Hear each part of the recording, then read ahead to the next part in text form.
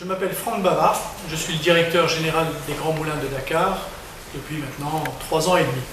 Alors la raison c'est que d'abord notre métier qui est de produire de la farine, puisque nous sommes meuniers, et que nos clients les plus directs sont les boulangers. Il est très important pour nous que les boulangers puissent démontrer sur le marché actuel leur savoir-faire, leurs compétences. Quoi de mieux qu'un concours? Il y a bien les Jeux Olympiques. Et bien, nous avons notre concours national du meilleur boulanger, et pour nous, il est extrêmement important d'y être associé. Parce que c'est automatiquement une démonstration du savoir-faire et de la compétence du pays en matière de boulangerie. Et nous voulons y être associés parce qu'il ne peut pas y avoir un bon boulanger sans une bonne farine. Et là-dessus, les Grands Moulins de Dakar, puisque nous sommes dans le pays depuis maintenant plus de 60 ans, les Grands Moulins de Dakar ont toujours fourni une farine de qualité.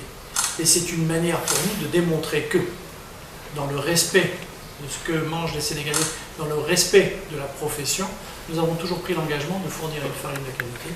Quel meilleur moment que de le prouver. Alors, le secteur de la boulangerie est un secteur un peu compliqué, mais ça, pour en parler, je pense que le président de la Fédération nationale sera mieux outillé.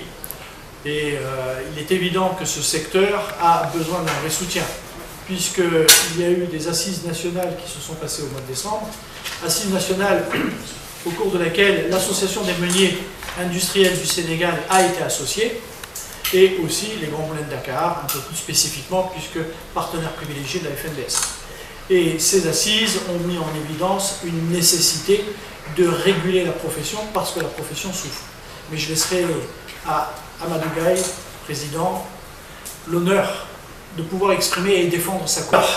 Les coûts de production du pain sont énormes. C'est ce qui est, d'une manière générale, annoncé partout, quel que soit le secteur. Ce n'est pas spécifiquement à la boulangerie ou ce n'est pas spécifique au meunier, c'est une réalité internationale. Quand vous êtes un producteur, quel qu'il soit, et que vous devez acheter une matière première, elle vous semble toujours trop chère.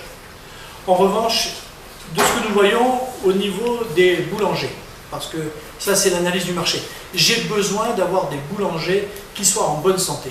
J'ai besoin d'avoir des boulangers qui gagnent correctement leur vie. J'ai besoin d'avoir des boulangers qui se sentent en sécurité sur leur avenir pour pouvoir investir dans des équipements qui vont relever les plateaux techniques des boulangers. J'ai besoin de boulangers qui sont en sécurité parce que s'ils sont en sécurité, ils vont pouvoir commencer effectivement à faire toutes leurs déclarations, sortir pour certains du secteur informel et se développer et développer l'économie du pays. Donc nous avons besoin de ça. Mais pour pouvoir y arriver, les boulangers aujourd'hui sont confrontés à une concurrence interne féroce. C'est ce qui est ressorti des assises nationales. Et dans cette concurrence interne féroce, il avait été, une des conclusions majeures des assises, était de dire qu'il existe un décret qui a été pris il y a de cela de nombreuses années et qu'il était important que ce décret soit remis en place. Pourquoi la situation perdure, je ne sais pas. Mais ce qui est clair, c'est que ce décret était le début d'une réponse et que cette réponse devait être forte et leur permettre d'être plus forts, plus puissants et de pouvoir se développer et de développer aussi un métier dans ce pays.